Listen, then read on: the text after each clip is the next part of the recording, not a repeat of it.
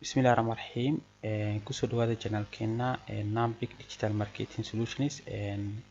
Maanta waxaan ka hadli doonaa muuqaal kale oo aad iyo aad muhiim u ah oo ah sida lacag looga sameeyo sida loo bilaabo guud ahaan ganacsiga drop service iyo sida lacag looga sameeyo oo run ahaantii qiyaastii 2500 ilaa iyo ka badan bishii laga sameyn karo ganacsigan.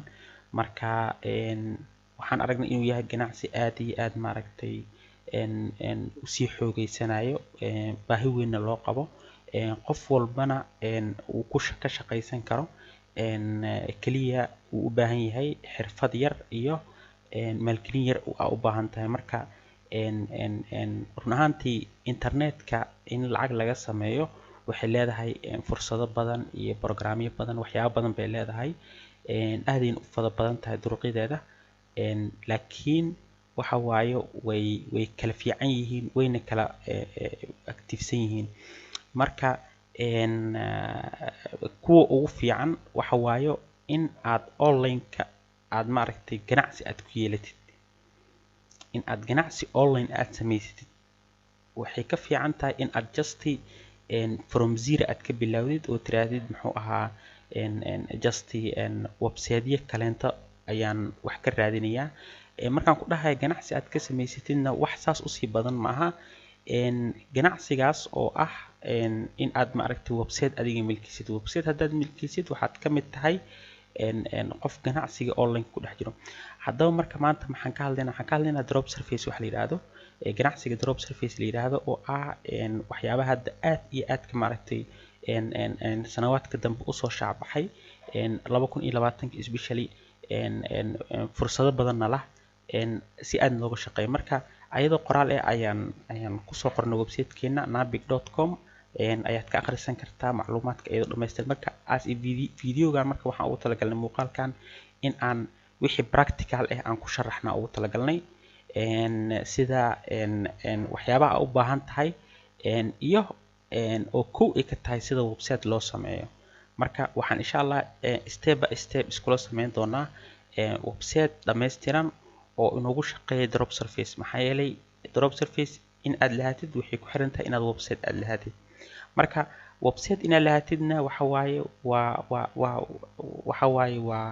waxay u baahan tahay kaliya investment yar oo aad maaragtay maalgashatid ay u baahan tahay. Fursado badanna ay ku fureysaa run ahaantii markii aad maaragtay website aad samaysatid. Waxaad ku shaqaysan kartaa wax la yiraahdo affiliate marketing, waxaad ku shaqaysan kartaa Google AdSense oo maaragtay inta badan hadda muxuu ahaa website-yada akhbaaraadka iyo soo jeediyo xayeysiisyada website-kooda ay ku soo bandhigaan ee lacag badan ka sameeyaan. In badan aan uga hadalnay muxuu ahaa video-yadeennii hore. Marka insha Allah isku day inaad video-gan ilaa dhammaadka inaad wada daawatid si aad step by step wax allaal wixii u baahan tahay oo dhan si aad u bilowdid ganacsigan drop service-ka aad maaragtay u ogaatid iyo wax walbeeto. Haddii aad channel-ku cusub tahay subscribe noo saar insha Allah si aad ula socotid video-gan iyo video-yi kaleento oo aan soo dhigayno mar walbeeto channel-ka oo faa'iido leh. Marka haddaba muxuu yahay marka drop service? Drop service simply waxa waaye wuxuu shabahaa drop shipping haddaad taqaanaan ama hore u maqasheen drop shipping wax la yiraahdo. Drop shipping waxa waaye waa ganacsi dukaanka ganacsiga oo sida hadda traditionalka aan naqaano. Dukaanka aan naqaano waxa waaye dukaan alaab lagu camiro ama ha ahaado mid dhar lagu gadaayo ama mid ahaado muxuu ahaa cunti alaab lagu gadaayo. Kadib markaad dukaankii aad qalabeyso ama shaqaalaad u sameyn ama aad ka shaqeynaysid kadibna alaab ayaad waxaad ka soo qaadaysaa jumlaad ku soo gadanaysaa ama suuqa weyn ka soo gad kadibna xaafadaada ku gad ama noqo qofkii suuqa weynaa ku gadaayo sida suuqa bakaaraha kale ku gadaayo kadibna alaab China uga imaanay maraakiib u soo degayso kale kadibna muxuu ahaa si iibinayo kadibna waxaad lacag ku helaysaa in aad muxuu ahaa alaabtii aad soo gaday for example $100 aad ku soo gadashay kadibna waxaad ku sii iibisay $120 saasna waxaa ku faa'iiday $20. Sidaas ay 20kaas ayaad waxaad ku helaysaa profit kadibna waxay ku noqonaysaa lacagtii kumanaan ay ku noqon waa ganacsigii traditional ku naqaanay tii marka online-ka waxaa waayo in aad maaragtay website leedahay websitekaas oo ay kugu jiraan muxuu ahaa dhammaan daatadii waxyaabihii dukaankaaga uu gadayo o dhan sida dharkii kabihii waxyaabihii electronicska wixii o dhan aad kusoo bandhigto kadibna as online ahaan qofkii uu soo galo websitekii xayeysiisyaal aad samayso si online ahna marka alaabtii orderkii lagaaga soo dalbado kadibna qofkii muxuu ahaa ama in uu lacagta ha ku bixiyo by delivery marka alaabtii loo geeyo oo shaqaalaha ay gaarsiiyaan alaabtii dharkii iyo wixii uu dalbaday hadhow asaga just kaliya sawiradii iyo wixii unbuu arkay way qanciyeen dharka sayskii cabirkii wixii uu ka doortay kadibna alaabtii sida ayay ku gaartay ama in uu ma aragtay maxay ahayd sidii caadi muxuu ahaa whatever ay noqoto adiga muxuu ahaa alaabtii whatever ay noqoto ama ha ahaato dhar ha ahaato ama ha ahaato muxuu ahaa cunto whatever kadibna ama lacagtii inuu by online ku bixiyo mastercard ama paypal-kiisa uu toos ugu bixiyo kadibna alaabtii macmiilka waqtiga loogu talagalay sidii la rabay loo gaarsiiyo kadibna markaas kaas marka waxaa waa e-commerce-gii ganacsiga electroniga oo muxuu ahaa online-ka ahaa oo inta badan hadda wadankeena aad ugu soo shacbaxay laakiin dunida laakiin aad shaac uga ah marka dropshipping maxaa waaye dropshipping waxaa waayo bedela ma muxuu ahaa adiga alaabtii aad muxuu ahaa storekii iyo wixii aad manage garaynaysa alaabtii gudbinteedii shirkado waxaa jira sida Amazon oo kaleento ama AliExpress oo kaleento oo ayadana ah shirkad Mareykan laga leeyahay China in ay ku qabato hooshii muxuu ahaa logisticadii waxyaabihii loo baahnaayo oo dhan inay alaabtii macmiishii ay gaarsiiso adi alaabtii unbaa storekii unbaad gashanaysaa sawiradii iyo wixii kuwaasaa marka waxay ku yihiin alaabtaadii ku ah kadibna markii lagaa soo dalbado alaabtii ayaad adiga sii dalbaysaa si automatic ah kadibna orderkii ayaad macmiilka gaarsiinaysaa markaa gaarsiiso adiga marka faa'iido meeshaas waxaa ka helaysaa qiimihii aad kusoo gaday maxana qiimo ka sarreeya ayaad kusii iibinaysaa kadib farqiga u dhexeeya markii la kala jaro lacagtii aad ku gaday iyo midii aad kusii iibisay markii la kala jaro qiimaha ka soo baxay ee waxay ku noqonaysaa profit drop surface marka waxa waayo waa meesha adeeg ka gadi leh meesha aad ka gadi lahayd alaab waxaad ka gadaysaa surface aad ka gadaysaa adeega ka gadaysaa adeegaas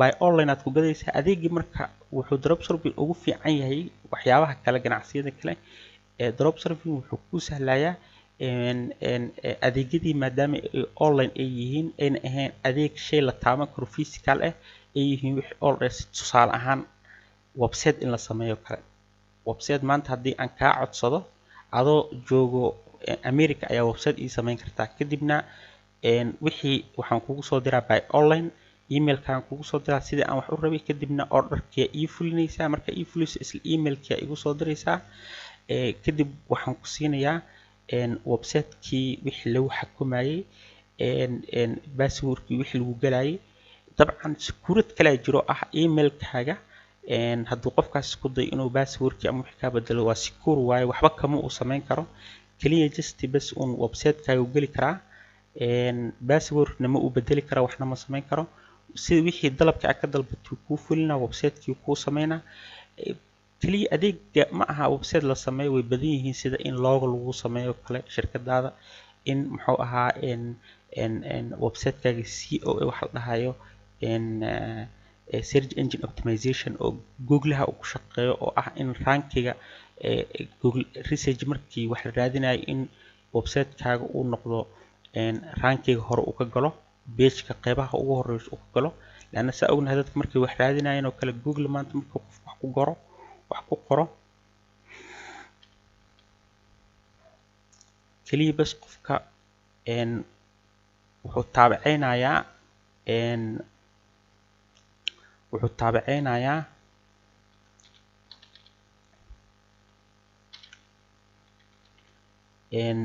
page-ka hore waxa ku qoran hadda drop surface oo kale aan ku qornay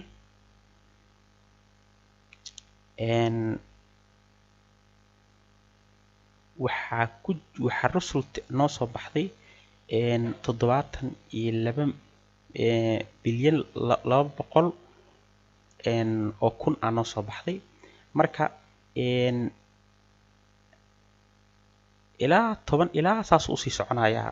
marka in aad rankiga qaybta hore aad ka gashid ayuu website-kaaga ay ka caawinaysaa search engine optimization markii research la sameynaa. marka waxyaabo badan oo ay leedahay online-ka ah oo looga shaqaysan karaa sida waxaa ka mid ah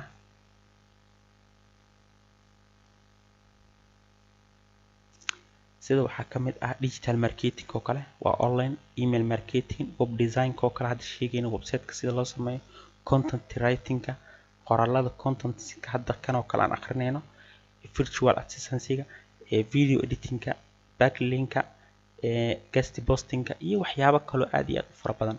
haddaba marka drop service muxuu yahay? drop service waxa waayo sawirkan ayaa si fiican inoogu qeexayo. sawirkan tusaale ahaan adiga website-kaaga waa kana, store-kaaga waa ka, dukaankaaga website-ka waa kana, customer macmiilka ayaa wuxuu alaab ku dalbaday $99. kadib adigii freelancers u tagtay, freelancerska waxaa ku bixisay $15. kadib macmiilkii ayaad adeegii uu sameeyay freelancerka ayaad u qadimaysaa, adigana sidaas faa'iido waxaa ku helaysaa $84 ku helaysaa oo faa'iido nadiif ah. marka fikradda waa midaas. drop service waxa waayo meeshii adiga aad iibin lahayd alaab aad iibin lahayd waxaa iibinaysaa adeega iibinaysaa oo online ah. adeega waxaa loo yaqaanaa online arbitrage loo yaqaanaa oo dunida uu caan u ku yahay. marka drop service-na waa la yiraahdaa. marka tusaale ahaan adiga waxaa tahay dalaala tahay, waxaa u dhaxaysa macmiilka doonayo in adeegii loo qabto sida hadda individuals and business owners, dadka ganacsiga iskale iyo shakhsiyaadka kuwaasoo ah kuwan hoose oo ah dadka u baahan adeeg gaar in loo qabto, iyo waxaa u dhaxaysa online freelancers oo ah dadka bixiya adeegyada gaarka ah ee online-ka ah. run ahaantii website-yo badanaa jiro oona laga helo dadkaas adeegyadaas lacagta raqiista kugu qabanayo. adi marka simply waxaad samaysanaysaa website aad samaysanaysaa, website-kii waxaad ku qadimaysaa adeegii iyo muxuu ahaa aad bixinaysay, kadibna muxuu ahaa macmiila kaasoo dalbanaya. macmiilka markuu kaasoo dalbado waxaa u gudbinaysaa freelancerskana u gudbinaysaa, hooshii ayagaa qabanayo. markay qabaan lacagteed ku siinaysaa, adigina lacagaad ka qaadatay qolyahan aad u samaynaysa adeega, kadibna sidaas ayaad faa'iido ugu samaysay. marka barnaamijkan laba nooc waa loogu shaqaysan karaa, in aad as online ahaan ugu shaqaysatid ama in aad localka wadanka aan hadda joogno, hadda sida Soomaaliya oo kale tusaale ahaan oo kale, imisa u baahan in tusaale ahaan adeeg in loo qabto sida loo sameeyo website-yada oo kale. tusaale ahaan hal adeeg kamid aan soo qaadano oo online-ka laga sameyn karo waa sida loo sameeyo website dhammaystiran. website dhammaystiran maanta yaa cid walba u baahan, muxuu ahaa ganacsi walba maanta u baahan. online-ka hadda ganacsi walba wuxuu u baahan yahay sidaan ognahay xayeysiis in loo sameeyo. xayeysiiska marka maanta idaacadihii waa aragnaa sidii ay maaragtay suuqa uga sii baxayaan. 2020 hadda maanta joognaa. 10 sano ka hor ama 15 sano ka hor idaacadaha meeshii shalay ay joogeen maanta ma joogaan, waa maya. maanta dadka intoodii badan waxa waayo waxay ku xiran yihiin social media, waxay ku xiran yihiin online-ka ku xiran yihiin, qof walba wuxuu wataa smartphone wataa. saas darteed marka ganacsi walbeeto maadaama uu u baahan yahay xayeysiis, waa in uu helaa website uu ku soo bandhigo xayeysiiskiisa. waa in uu helo website laga heli karo oo uu ku soo bandhigo waxyaabaha uu bixiyo, online-kana uu wax ku iibin karo. haddii adeeg uu bixinayo ay tahay adeeg online-ka lagu bixin karo, sida hadda tusaale ahaan shirkad travel agency oo kaleento maxay bixisaa? ama productay bixisaa? waa maya, waxay bixisaa adeegay bixisaa, khidmay bixisaa. khidmadeeda maxaa waa tigidhaday jirtaa. tigidhadeeda marka in online-ka lagu jaran karo, qofkii asagoo maxay ahayd shirkadiisii isagoo habeenimo iska jiifa gurigiisa in ay account-kiisa email-kiisa ay lacaga ugu soo dhacaan ya asagoo dukaankiisa xiran yahay inay lacag ugu soo dhacaan. taas ayaa ah ganacsiga dhabta ah, ma aha ganacsiga kaliya midda saacadaha kooban la dhex joogayo, ganacsi la dhex joogayo dukaan kabacdina laga tagayo. marka midda saxda ee waxa waayo in ganacsigaaga 24 hours uu available noqon karo. suu available u noqdo waa inaad website aad leedahay, websitekaas oo aad kusoo bandhigayso khidmada iyo adeega aad bixiso. annaga marka ka muxuu ahaa maadaama aan rabno inaan online lacag aan ka sameyno, waxaan u baahannahay inaan website annaga aan lahano, aan milkino. website inaan milkiisa maanta waxaa kaaga xiran laba shay, waxaa kaaga xiran domain name iyo web hosting. labadaas shay bas kaliya u baahan tahay. marka labadaas waxayse iyo waxaa kaloo u baahan tahay xirfad yar, oo waxaa u baahan tahay sida loo sameeyo websiteyo, taasoo aad ka heli karta janaalkeena. waxaan kusoo bandhigi doonaa mar walbeeto, oo aan maalin walba sameyn doonaa, mar walba video soo gelin doonaa sida loo sameeyo websiteyada kala duwan. hadda maanta waxaan sameyn doonaa website dhammaystiran oo drop surface ah, oo aad kusoo bandhigayso muxuu ahaa ganacsigan modelka noocan oo drop surfing ah, taasoo ah in aadan adiga hoosha aadan qaban, hoosha ay dad kala qabtaan, adiga aad dalaal ahaato kaliya bas websitekaas lahaanaysaa. sida qof waxaad tahay dukaan lahoo kaleento, dukaankaaga waa websitekaaga, waa daatada ay kugu jirto. kadib macmiilaa soo booqanaya websitekaaga, wuxuu iibsanayaa servicekii, iibsanayaa lacagtii, bixinayaa. adiga kabacdi supplierkii waxaa u tagaysaa freelancerskii, oo ayadan aan idin tusi doono meesha laga heli doono freelancers fiican oo aad ka iibsatid adeegyadaas aad u baahan tahay. kadibna lacagtii aan siinaynaa annagana sidii faa'iido waxaan ku helinaa commissionkaas meeshaas kasoo baxayo oo ah 84, oo tusaale ahaan ugu soo qaadano whatever ay noqon kartaa faa'iidada, kaliya qiimahaas waa un tusaale ahaan waxay kartaa. haddaba marka xaggee laga heli karaa drop surface aad soo iibsato? waxaad ka heli kartaa websitekan la yiraahdo Fiverr, oo ah website marketplace oo suuq weyn ah oo dunidoo dhan laga yaqaano shirkadan Fiverr. linkigeeda waxaan idinku dhigi doonaa qaybta descriptionka aad ku dhufan doontaan, waan arki doontaan websiteka waa kana. Fiverr muxuu qabtaa? Fiverr wuxuu qabtaa asaga laftirkiisa waa dulaal, wuxuu u dhaxeeyaa dadka freelancerska ah oo online ku shaqaysanaya dunida meel walba kala joogo, iyo wuxuu u dhaxeeyaa dadka doonaya in adeeg loo qabto, adeegaas oo ah adeeg online ah oo aan u baahnayn in shipment lagu sameeyo, oo markab la soo saaro ama diyaarad la soo saaro, oo ah by email oo data la isku kala gudbin karo. adeegyadaas marka maxaa kamid ah? waxaa kamid ah graphic design, kamid ah digital marketing, kamid ah waxaa kamid ah writing and translation, kamid ah luqad la tarjumayo kale, inta maqaal book la tarjumayo kale, video and animation in lagu sameeyo. wixii hooshii waa lagu soo qabanaa, waa lagu soo gudbinaa video diyaarsan. music audio kamid ah, programming kamid ah, businesska oo ah noocyada qaarkood sida branding, in sumcadda shirkadda kor loo qaado kaleento, data entry oo kaleento, in excelka data lagu xareeyo kale.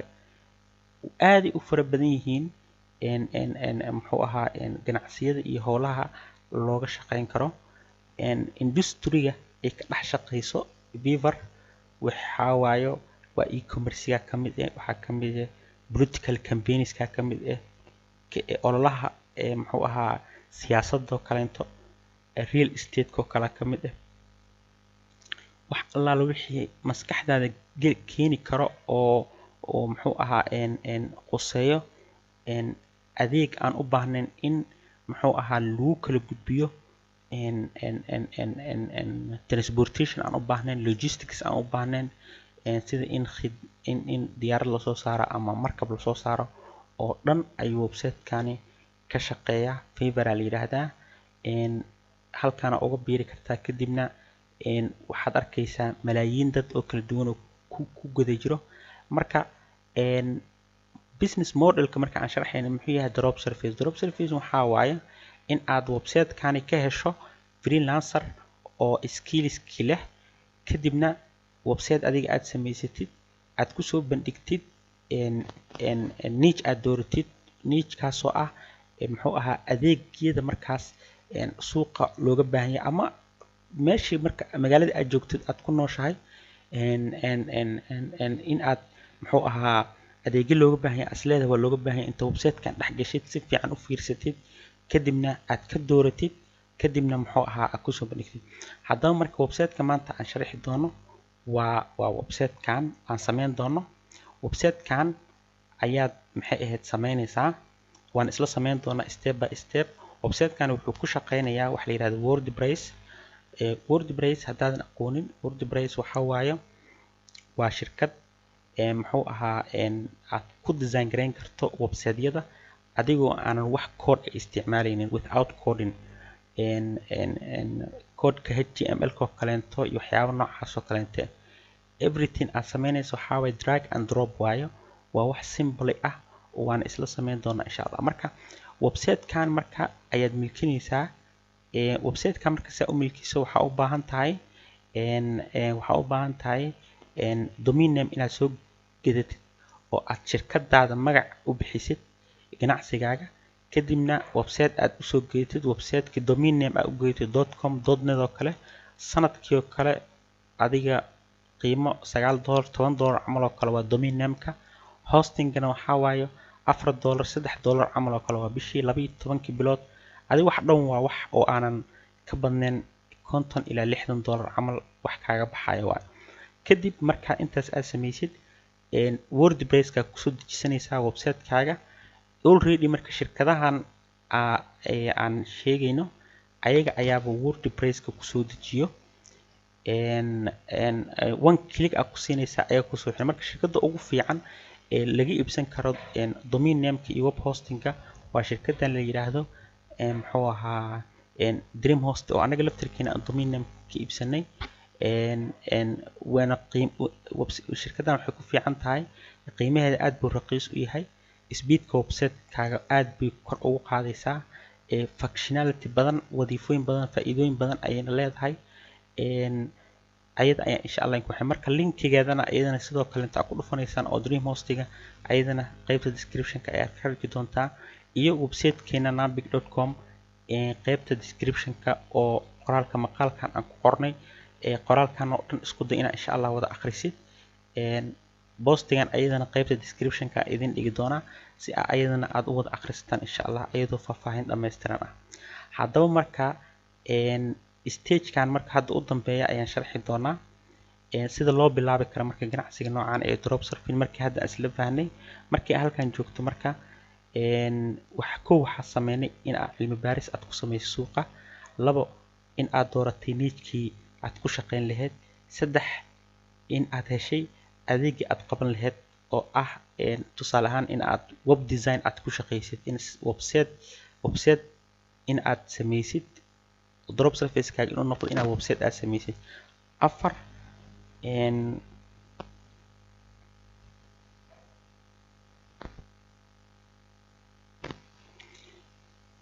inaad heshay freelancer xirfad sare u leh adeega aad rabtid in aad sii iibgeysid, macnaha in aad heshay freelancer ay heshay. freelancer-kanis waxaa ka heli kartaa website-kan ka heli kartaa.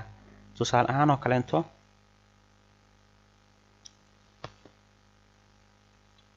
web design hadda ku qortay inta waxaa helaysaa millions qof aa helaysaa, mid ka rabtaa ka dooran kartaa.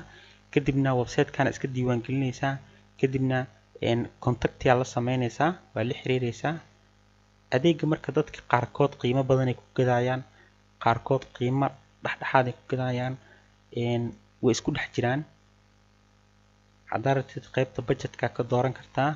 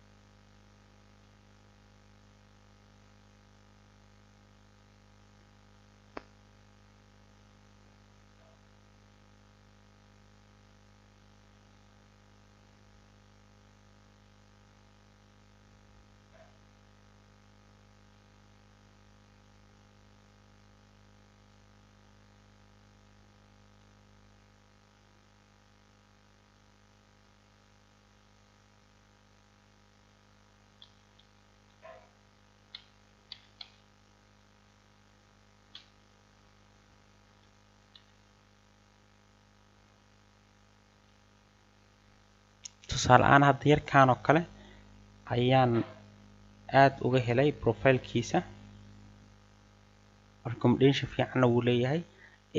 waxaa ka arkaysaa dadka qofka howsha qabanayo, waxaa ka arkaysaa muxuu ahaa dadkii uu howlaha usoo sameeyey waxay ka qorayaan review ay ka sameynayaan. marka waxaanu dad ayaa maaragtay review ka sameeyey 110 qofooda review ka sameysay oo hadda kahor khidmadan uu qabtay. khidmadan oo WordPress-kana wuxuu ku qabtaa website-ka si loo sameeyo web design. I will create oo dhahay responsive WordPress website design $20 ama website la hormarinayo ha ahaado ama mid cusub ha ahaadaba $20 ayuu ku waxaynaa. marka wuxuu kala leeyahay khidmadiisa mid basic ah iyo mid standard. marka cilmi baarisaa sameysay, cilmi baaristii waxaa ku dooratay inaad web design aad ku shaqaysid. stepka kaleento waxaa raadisay freelancer. freelancerkii tusaale ahaan waa ka yarkaan aad heshay. yarkaan marka khidmadii wuxuu ku qabanayaa 3 qaybood, basic iyo standard iyo premium. adiga laftirkaaga saas qaabkaas oo kaleenta ayaa website-kaaga u sameynaysaa sida aan halkan annagaba u sameyno oo kale. service-kina waxaan dhahnay waa basic, standard iyo premium. lacagihii u kala sameynaysaa kadibna qofkii halkan uu ku dhufanayaa khidmadii ayuu dooranayaa. kadibna halkan ayaan ku sharaxnay sida uu simple process-ka uu marayo, steps-ka uu marayo. order-ka ayuu sameysanayaa wixii u baahan yahay, waxyaabihii aan uga baahnayn anagana website-ka hadduu leeyahay iyo haddii hadda website cusub loo sameynayaba sida uu raba ayuu usoo dalbanaya. kadibna howshii ayaa loo qabanayaa. stage-ka markaad joogtid waxaad maraysaa in aad marka website-ka aad sameysid. website-kii marka ayaan isla sameyn doonaa insha Allah, oo WordPress-ka aan ku sameyn doono. markii aan website-ka intaanan sameyn ka hor waxaan u baahannahay 2 shay in aan muxuu ahaa domain name soo gadano iyo web hosting inaan soo gadano. domain name-ka waxaa waaye waa .com ama .net magacaasaad iibsanaysaa. sida hadda nambic.com oo kale, google.com oo kaleento, muxuu ahaa horyaal.com oo kaleento, whatever magaca u bixi sidoo kaleento. kadibna hostingina waxaa waaye waa datadii website-kaaga inuu online ka ahaado, wixii reserve gareynayay oo datadaada inay online ahaato 24 saac ka dhigayay, oo shirkadda internetka ay kaa gadanayso, iyo space-ka website-ka uga koobnaa asagina waxaa ka helaysaa isla shirkadaas DreamHost ayaa ka helaysaa oo khidmadaas qiimo aad u raqiisan kaaga iibin doonto insha Allah. stage-ka saddexaad marka waxaa waaye in aad website dhistid. website-kiisa u dhistid waxaa u baahan tahay in aad website-kan oo kale aad sameysid. waxaan insha Allah ka bilaabi doonaa from scratch aan ka bilaabi doonaa. website-kan aad hadda arkaysaan oo dhan ayaan sameyn doonaa. wuxuu ka kooban yahay 1 section-kan, 2 section, 3 section, 4 section, 5 section uu ka kooban yahay. 5taas section ayaan isla wada sameyn doonaa insha Allah. video waxaa laga yaabaa inuu xoogaa dheeraado, marka insha Allah isku day inaad video ilaa dhamaadka dhamaysatid si aad muxtawahan oo dhameystiran u heshid. website-ki marka waa kana. markii aad domain name-ka soo gadatid, web hosting-ga isla shirkadda ay kugu soo install garayso WordPress-ka, stage-ka meeshaan aad taagan tahay, username iyo password shirkadda ku siina, email-ka ay kugu soo diraysaa. username-ka iyo password-ka WordPress-ka ku gelaysaa. dashboard-kii oo website-kaaga meesha laga taxkumayay waa kana, halkan waaye.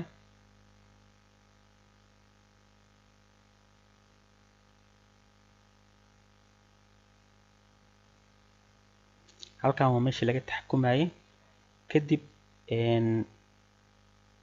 marka u horeyso waxaan sameynaynaa, waxaan soo install garaysanaynaa muxuu ahaa waxaan soo install garaysanaynaa themes-kan ay noogu soo shubeen oo older version ah.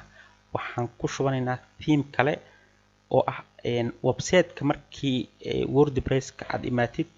WordPress-ka qaabka u shaqeeya waxa waaye themes iyo plugins ayuu ku shaqeeyaa instead coding iyo meeshii la adeegsan lahaa iyo maaragtay xarfooyin sida slash dash 39 i u wax noocaas inta la adeegsan lahaa oo waxaas aad xifdin lahayd wixii oo dhan waxay ka dhigtay themes iyo plugins ay ka dhigtay waana wada arki doonaa insha Allah waa wax simple waaye marka themeska markaa joogtid waxaa leedahay edit new aad leedahay kadib themeskan oo free ah ayaad kusoo download garaysanaysaa oo la yiraahdo Ocean WP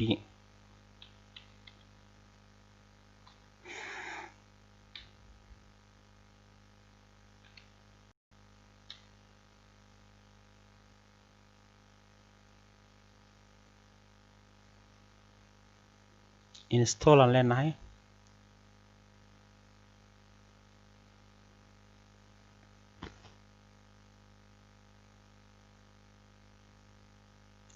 kabacdi waxaan leenahay activate wax walba soo install garaysa waa in activate ahdaa kadib waxaan sameynaynaa kuwan kalento ayaan iska delete garaynaynaa themeski kalento oo website-ka uu inoogu soo shubay domain name-ka iyo web hosting aan ka gadanay ayaan iska delete garaynaynaa because uma baahnin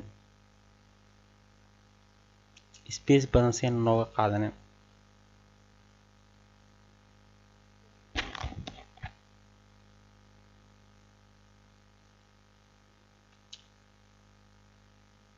okay kadib waxaan ku dhufanaynaa blogging-ka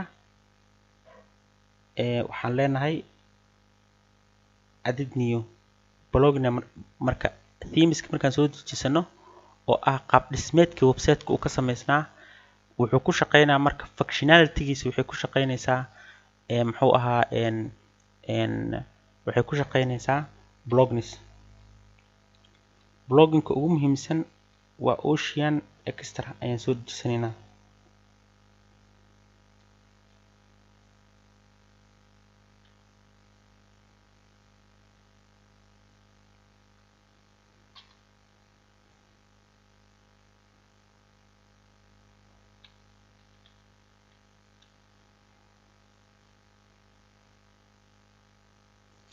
Ocean Extra waxaan leenahay download aan leenahay waa soo dejisanaynaa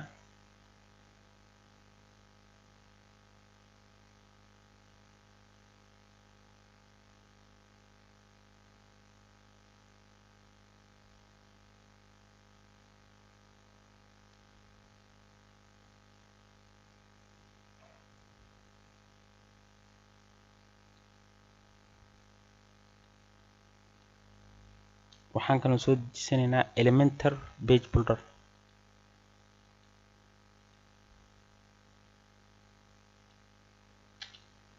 waa kana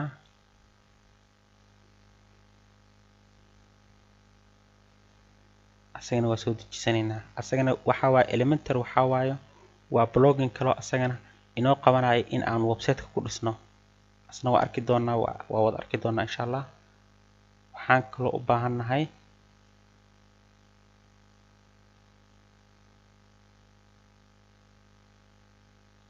Elementor header footer kan oo u baahanna asagana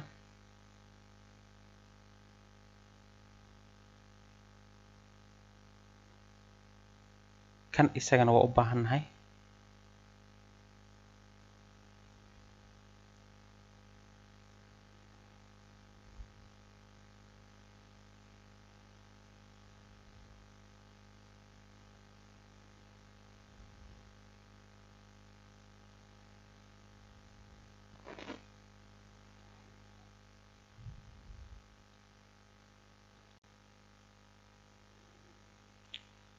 waxaan kaloo u baahannahay Ocean WP stick header waxaan kaloo u baahannahay WooCommerce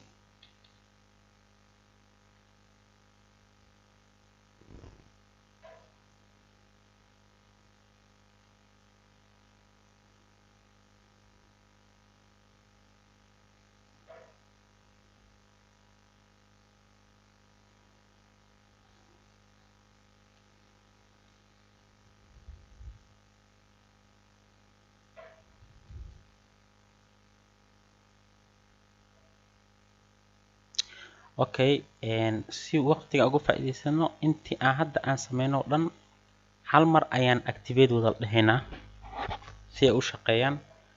hal mar ayaan wada dooranaynaa kana ka reebaynaa.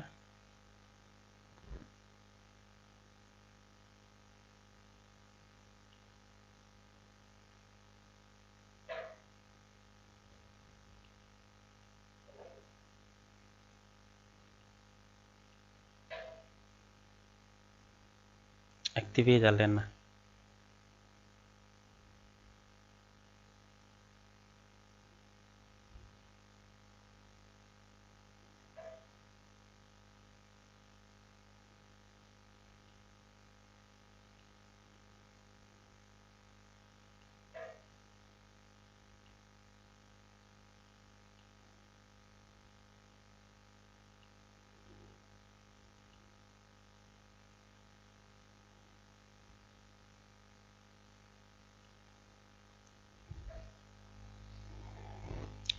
okay meesha markaan joogno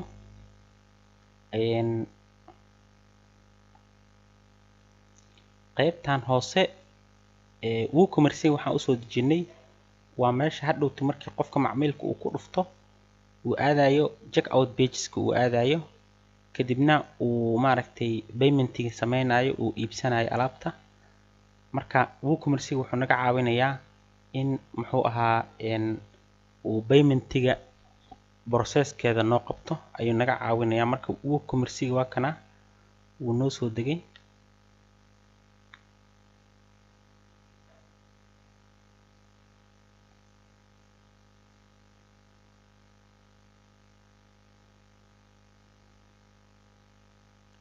marka WooCommerce marka aad soo dejisanaysid waxaa u baahan tahay in aad account payable inaad leedahay u baahan tahay. taas waa muhiim, waa very important. account payable inaad leedahay muhiim ah lianna markii aad lacagta si aad online ugu qaadatid waxaa u baahan tahay bahalkii ama haddaad doonto waxaa ka dhigi kartaa cash on delivery ama waxaa ka dhigi kartaa in online payment oo by telephone ku bixin kartaa. laakiin mar walba WooCommerce aad uu muhiim u yahay.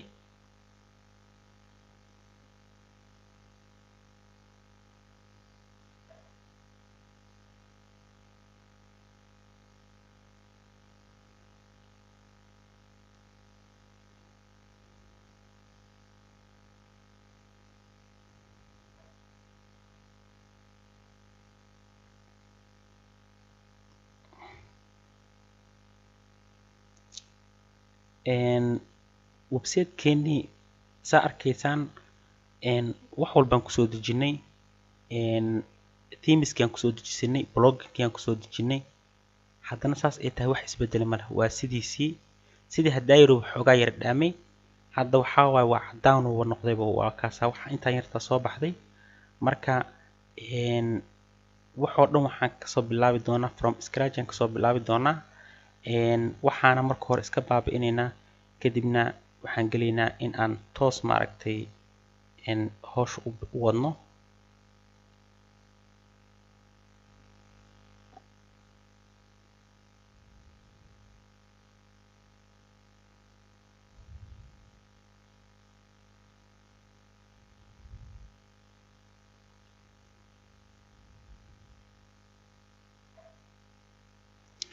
stageka marka waxaan bilaabaynaa in aan dhisno website-ka inaan dhisnaan bilaabaynaa.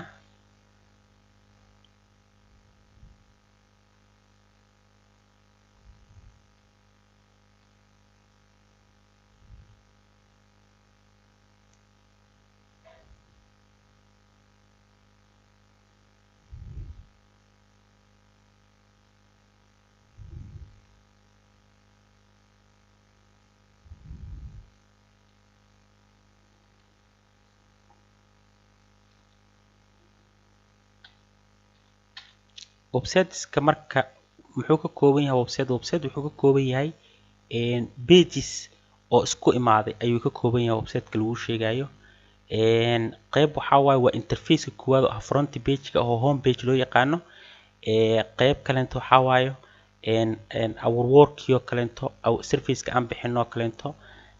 qaybta pricing ah lacagii wixii lagu bixinayay check outkii iyo kartigii shopkii wixii lagu sameynayay qayb blog ah oo aan kusoo bandhigayno ayadoo qoraallo aan kusoo bandhigayno iyo qayb kale oo ayadana ah about us something like that waxyaabahaas uu kala baxa marka page-yadaas kala duwan oo isku imaaday waaye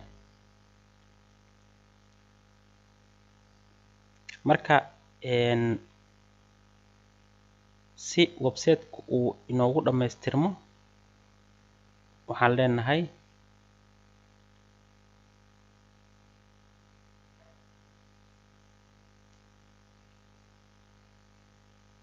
qaybta title-kana disable aan leenahay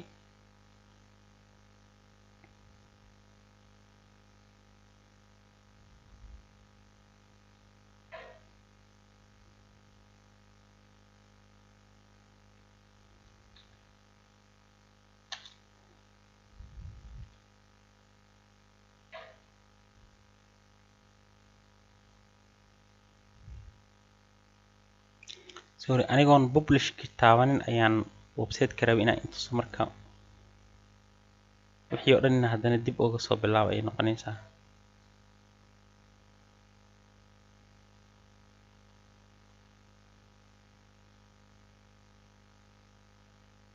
xoogaa qadka iga yar culus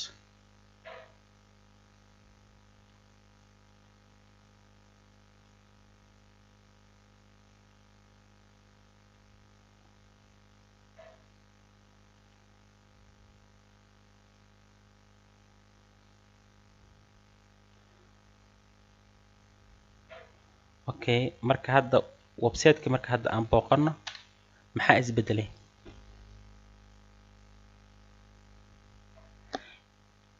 weli ilaa iyo hadda wax isbedelay ma laha maxaa yeelay waxaan u baahannahay in aan qaybtan hoose wax ka soo bedelno qaybta setting inaan tagno kadibna home page-ka aan ku set up gareyno hadda qaybta posts-ka ayuu page-ka ku set up gareysan yahay setting aan tegaynaa reading aan ku dhufanaynaa waxaan leenahay static aan leenahay kadibna home aan ka dooranaynaa save aan leenahay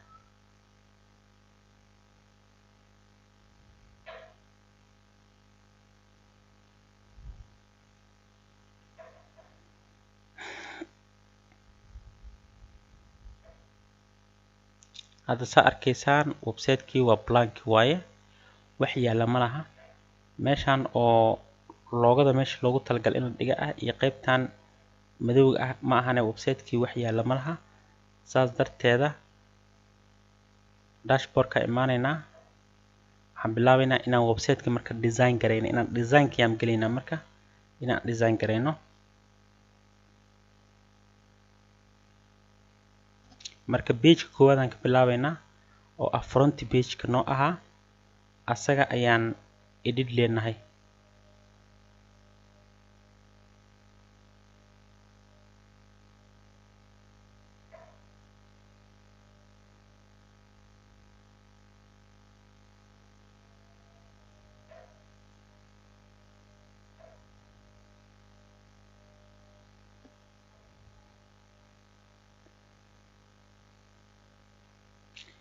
edit with elemental leenahay because elemental-ka saa idiin sheegnay waa midka page builder-ka noo sameynayo waxaa la yidhahdaa elemental page builder la yidhahdaa waana free version waayo sidoo kale wuxuu leeyahay paid version uu leeyahay oo lacag lagu bixinayo oo 3 qaybood u leh marka waxyaabo badan oo functionality oo ka xiran qaybta free-ga ah ayaa haddii aad lacag bixiso qaybta lacagta ku bixin kara laakiin don't worry website-ka oo dhan waxaan ku sameyn karnaa qaybta free-ga ayaan ku sameynaynaa insha Allah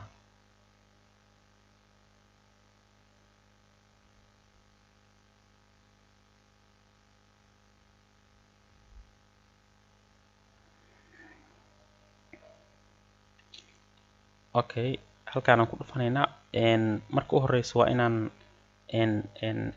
section aan doorano sectionka aan dooranayna maadaama kan uu yahay section koowaad uu qoraalka bilaabmayo qoraalkan aan copy gareysanaynaa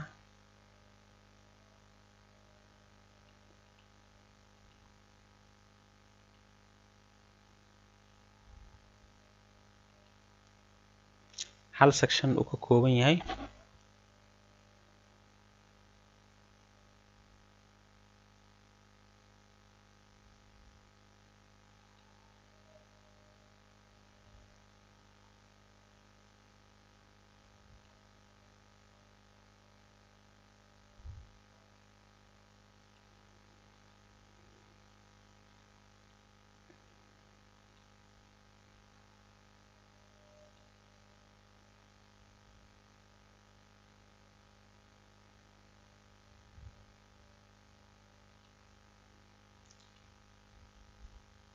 Okay, si aan u helno marka colorkan madowgan oo kale waxaan ku dhufanaynaa qaybta colorzilla.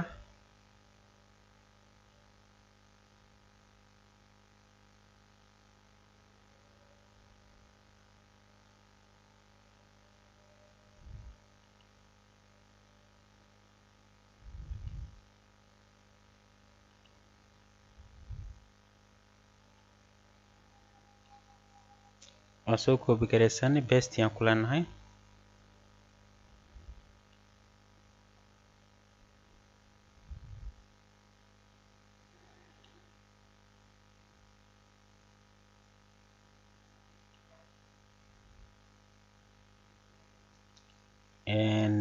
typography-ga oo qoraalka ah aan isticmaalnay inta waxaa la yiraahdaa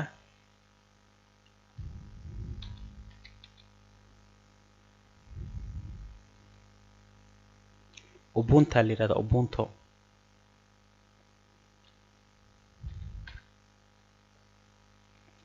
inta waxaan leenahay 30.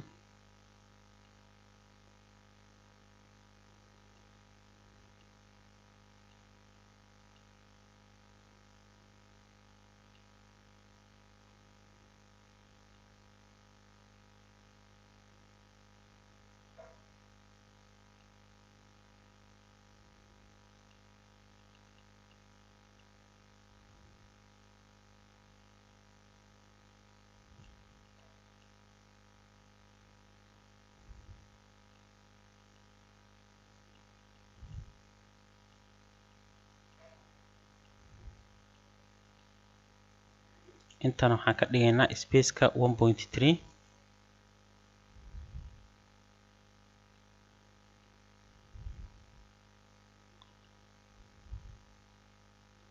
inta waxaan leenahay center aan ka dhigaynaa.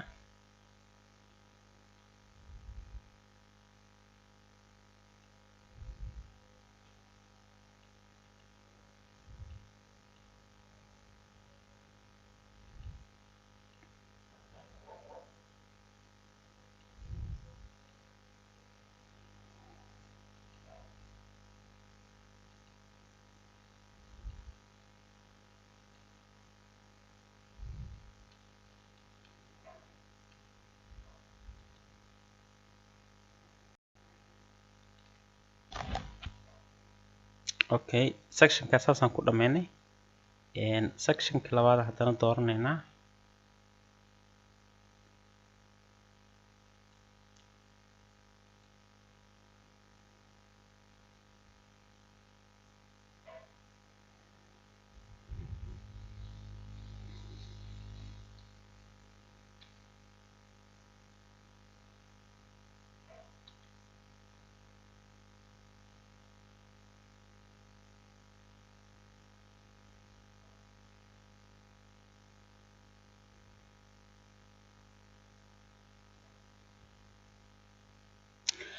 maadaama sawirkan uu yahay sawirro badan oo isku imaaday waxaan dooranaynaa gallery aan dooranaynaa.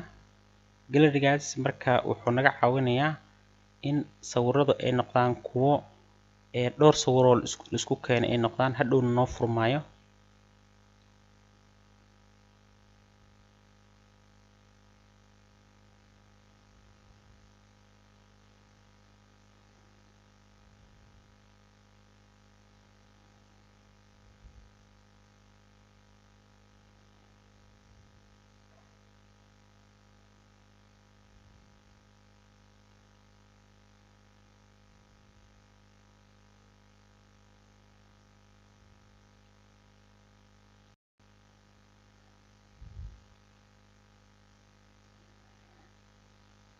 hal mar marka isku wada dooranayna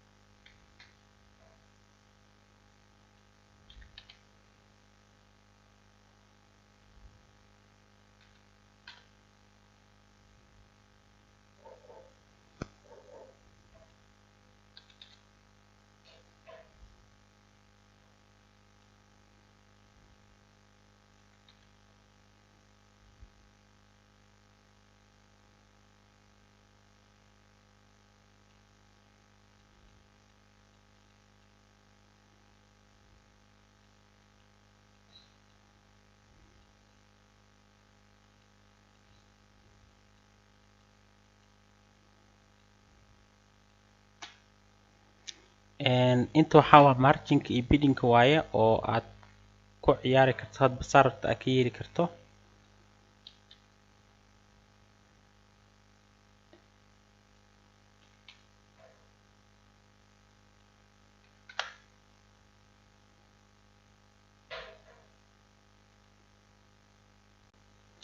halkan markaad joogtid si aad space fiican u siisid qaybta styleka imaanaysa maadaama isku dhegan yihiin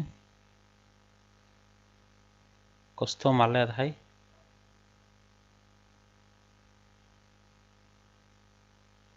kadibna si ay u kala fogaadaan 15 camal aad ka dooranaysaa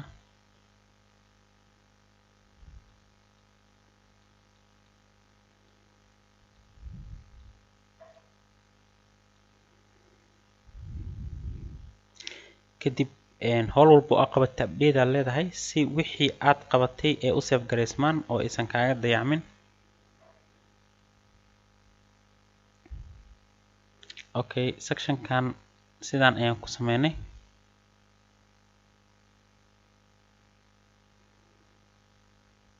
waxaan looga baahan yahay marka inaan sameyno midkan inaan sameynana looga baahan yahay.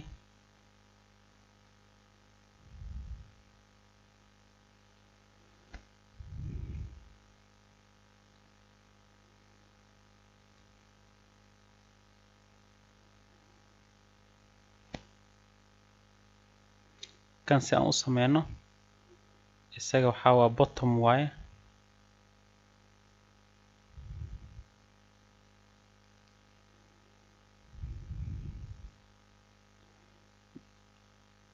meeshu click here waxaan ku qoraynaa get started.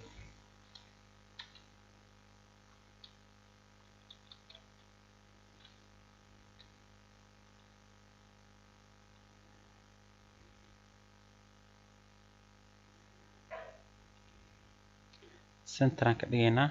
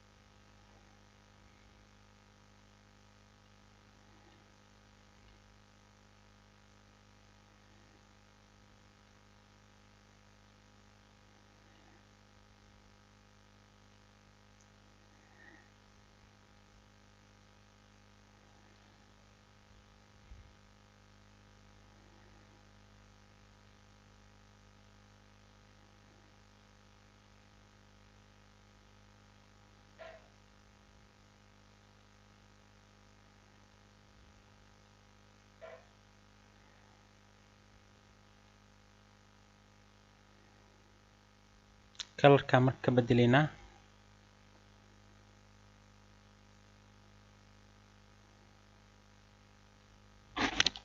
si aan colorka ugu bedelno colorkan oo kale intaan soo qaadanaynaa.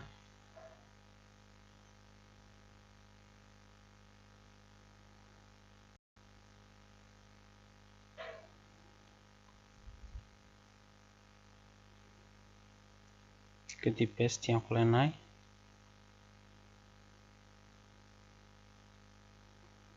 qaybta radiuska 50 aan ka dhigaynaa si uu circle u noqdo.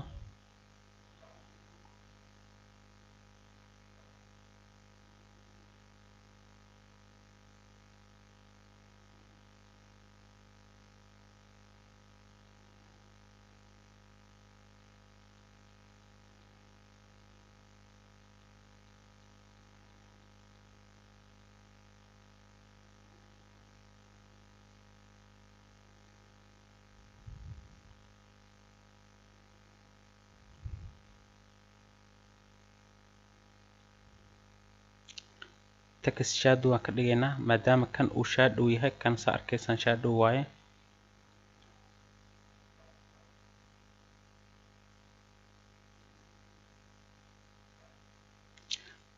typography-ga waxaan ka dhigaynaa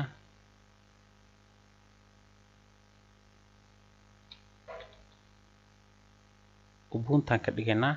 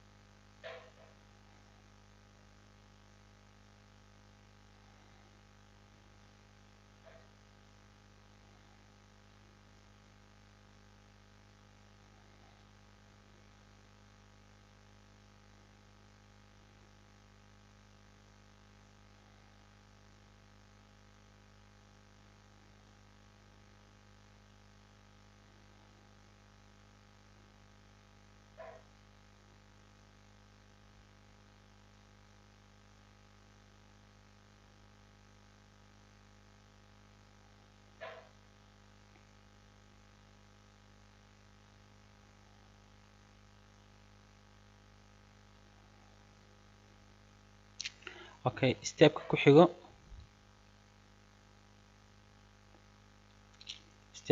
waxaa waaye qoraal iyo qoraal kale iyo sawiradan oo kale haddana sectionkana ku xigo.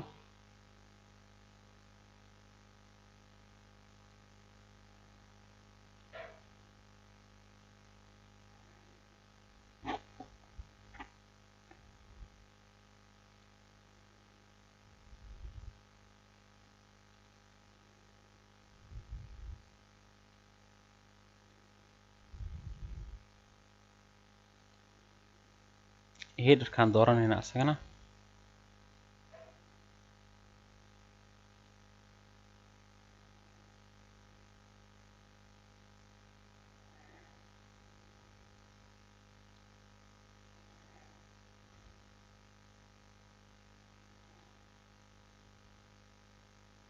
centralize aan leenahay.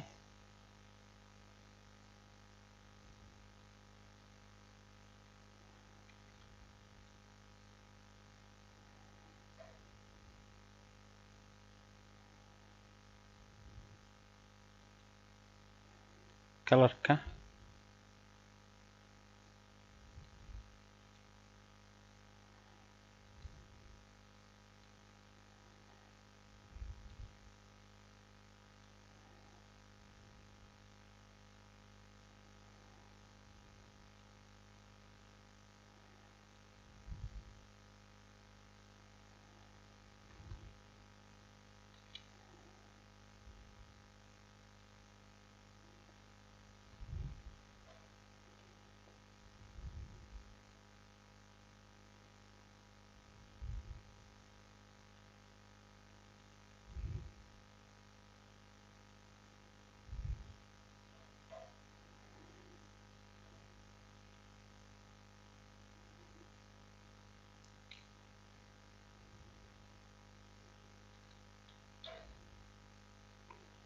ubuntu waaye.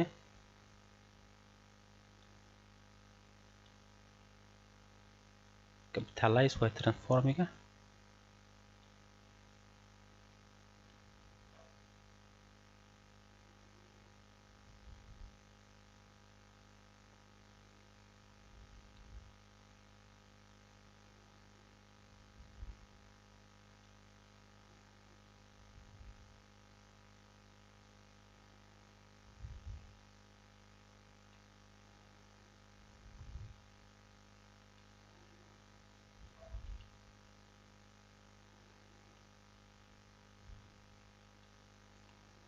qoraalkan asna soo koobi gareysanaynaa, paste aan ku leenahay.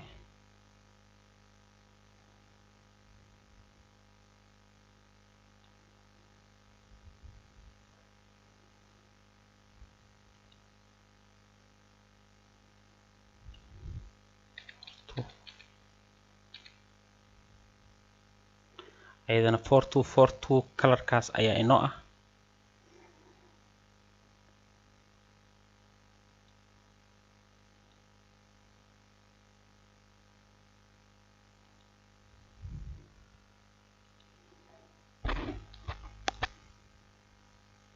lato ayaa inoo ah qoraalkeeda.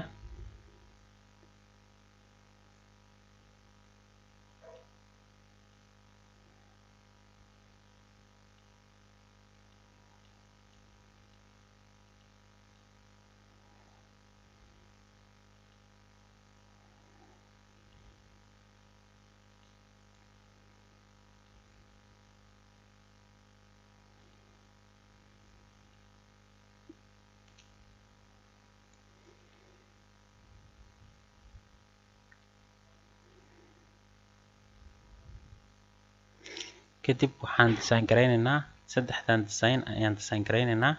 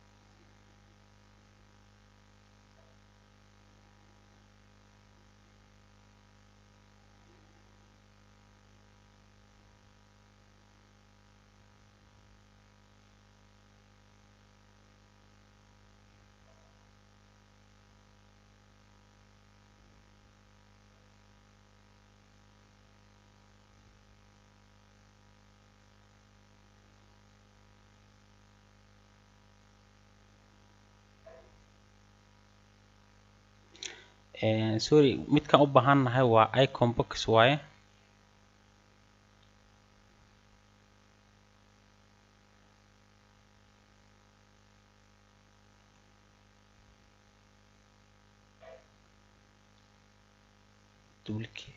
duplicate aan leenahay.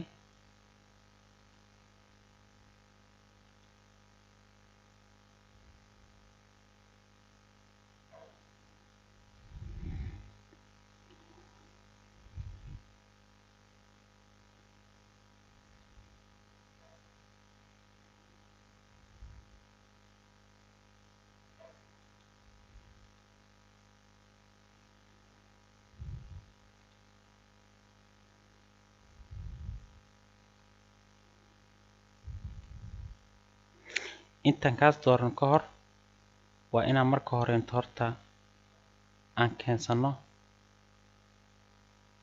column cusub aan keensano, markaas ayaan muxuu ahaa kusoo kordhin karnaa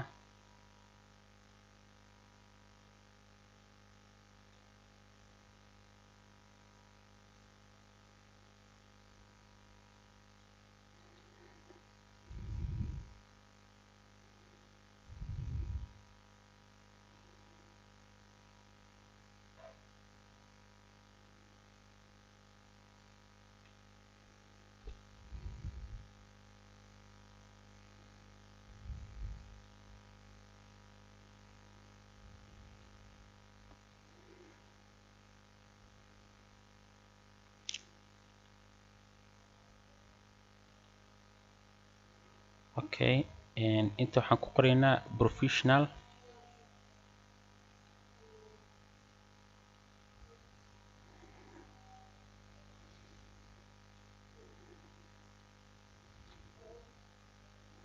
kanaan bedelaynaa.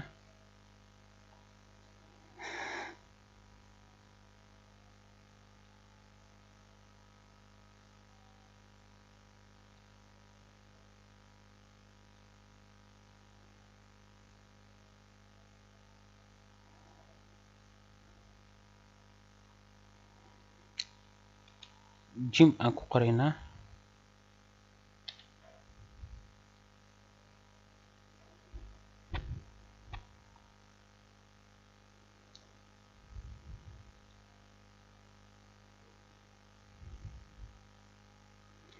colorkaan ka bedelaynaa.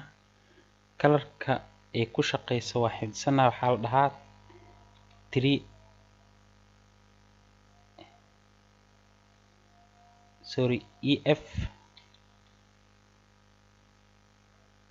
3F49 waa colorkaas guduudka ah.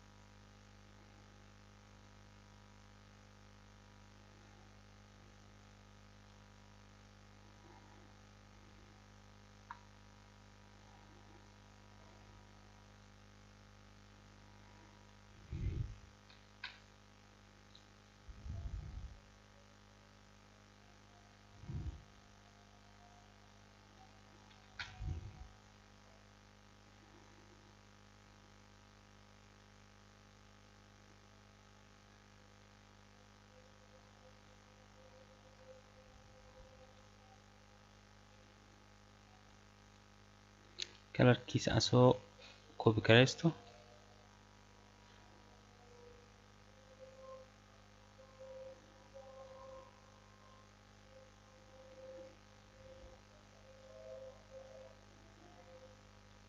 paste aan ku leeyahay.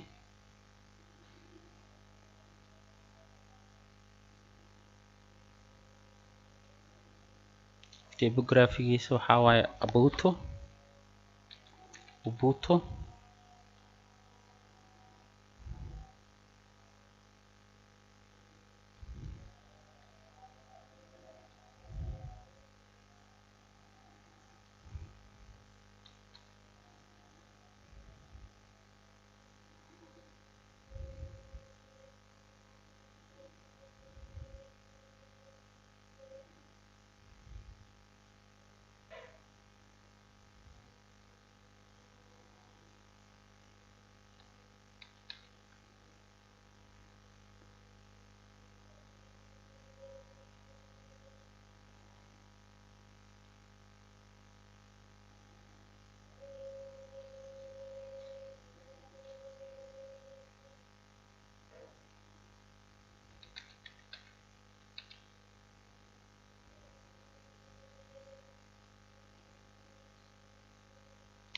kan asagana waxaa waaye waa lato.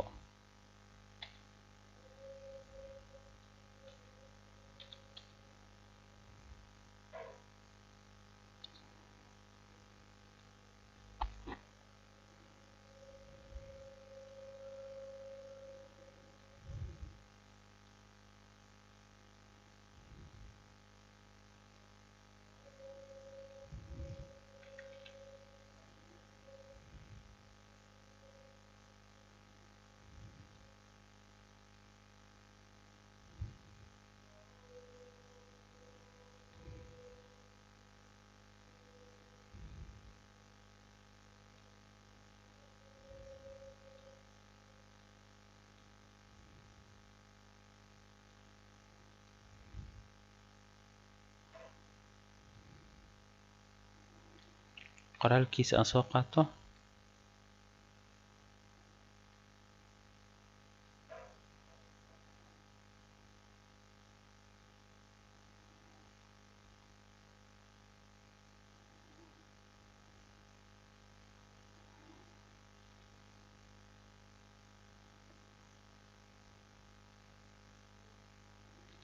Styleka in laga hagaajiyo rabaa.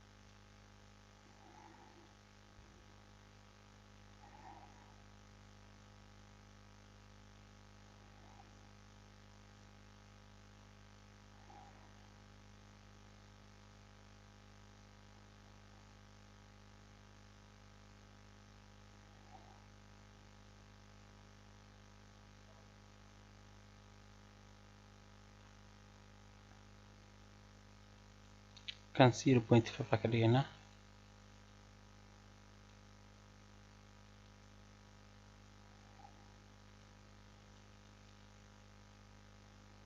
kanna 1.8 aan ka dhiganaa.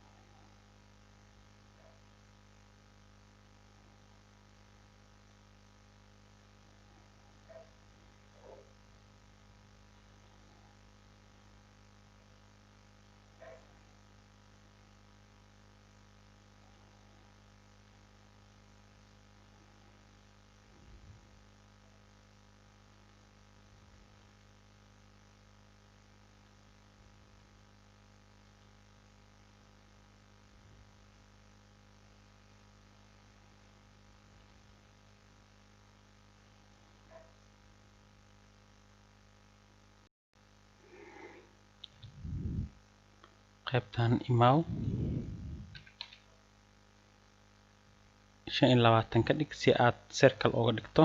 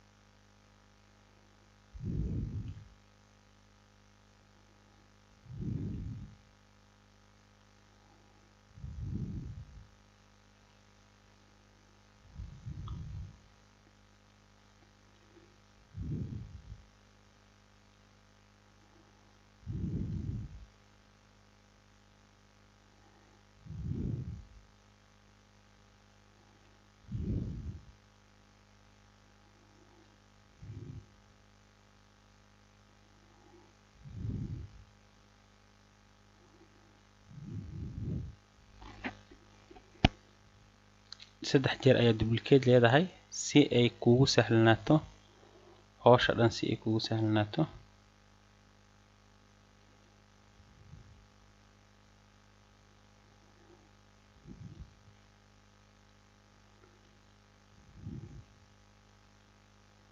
kan qaybta dhexe waa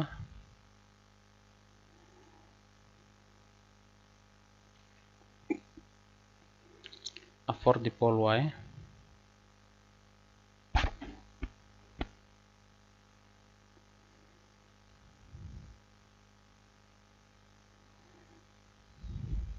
perfection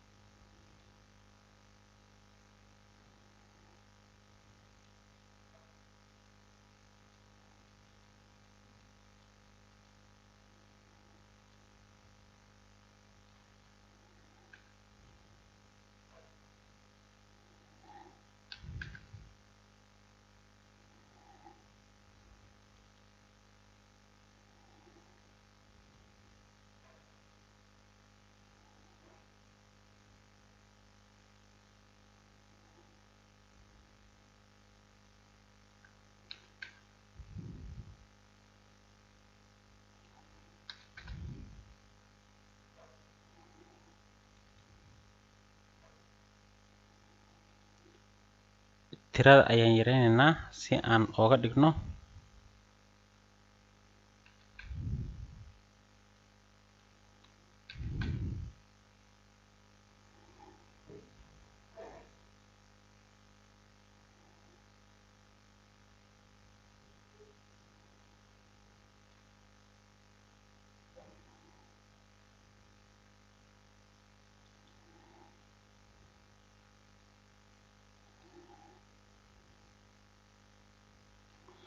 qoraalkana marka baabi'inaynaa, qoraalkiisa saxda uu leeyahay aan soo qaadanaynaa.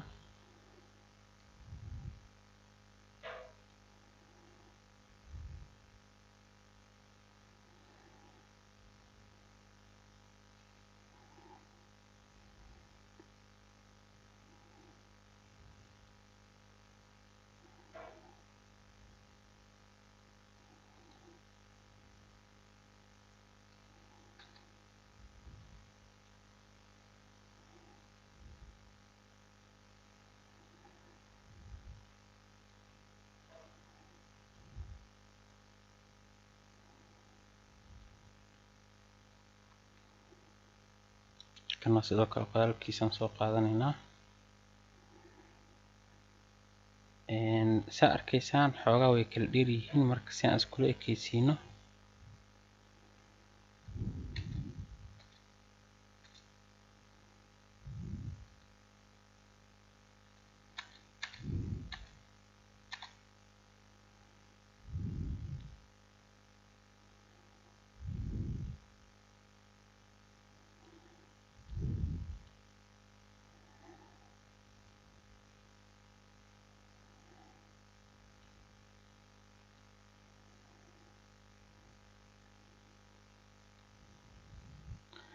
daarno inta waxaan ka dhigi karnaa 15.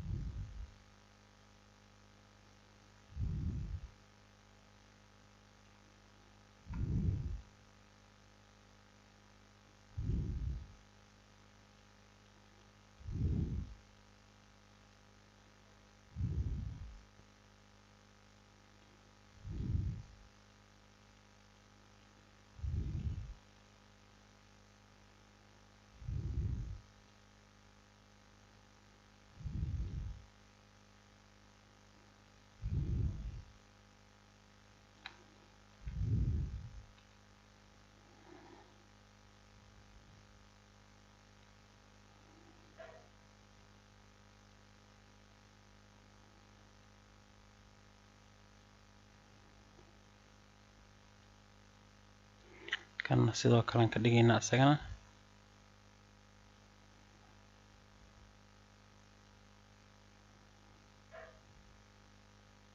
sidaas simple-ka ayaad maaragtay ugu dhex ciyaari kartaa.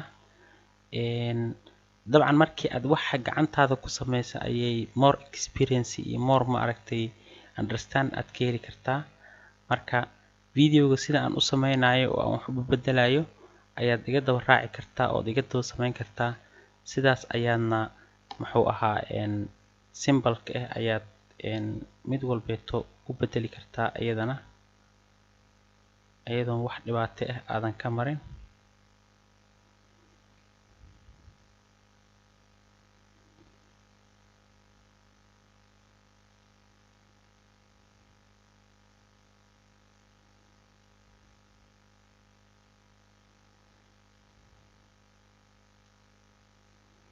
inta waxaan ka dhignay meeqa ahayd 2.5 miya.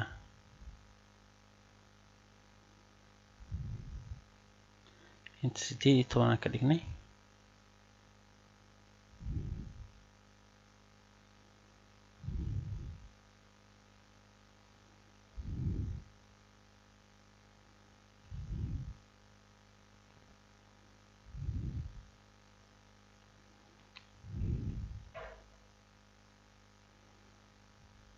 2.3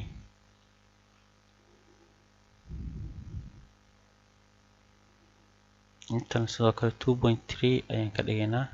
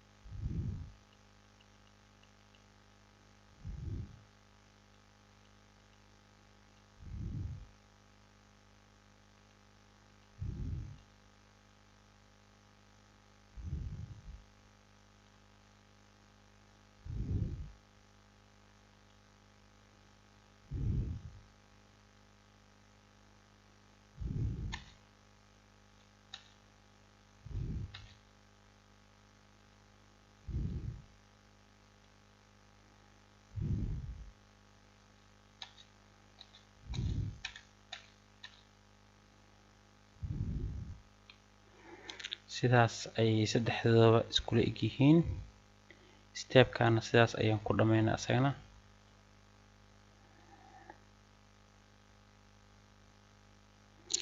inta badan stebyada waa isku soo noqonayaan. stepkan ku xigo waa un isla sidii oo kale la sameynayaa. qoraalka la soo qaadanayaa, kadib sawiradii sidii stage koowaad aan sameynay oo kale inta la sameynaa. kadib kana siduu yahay ayaa copy paste loo soo dhahayaa. kadibna kana haddana new section kale la gelayaa, sawirkana la soo qaadanayaa, stepskan kale inta haddana la maraa, kadibna qaybtii u dambeysay oo surface-ka ahayd ayaa la qorayaa. waxaan filayaa videoga inuu waqtigiisa igu dheeraaday, iina saamaxayn in aan intaan ka badan sii duubo. marka insha Allah qaybta commentiga noogu soo qora haddii aad danaynaysaan in aan videogan aan sii dhamaystirno oo qaybtiisa labaad aan soo gelino insha Allah tacaala, oo qaybtan aad wada dhamaysataan qaybta commentiska iyo sidoo kale waxaad nagala soo xiriiri kartaan contactigeena insha Allah idinkugu qorayna qaybta description-ka, taleefanada iyo emailada laga heli karo, iyo sidoo kale into muxuu ahaa Facebook page-keena ayaan insha Allah idinla wadaagi doonaa. waxaan filayaa insha Allah inaad videogan wax badan ka faa'iideen. si aad videogan iyo video kale badan aad oola socotaan insha Allah subscribe saar, lana wadaag asxaabtaada. waa mahadsantihiin. Asalaamu calaykum waraxmatullaahi wabarakaatuh.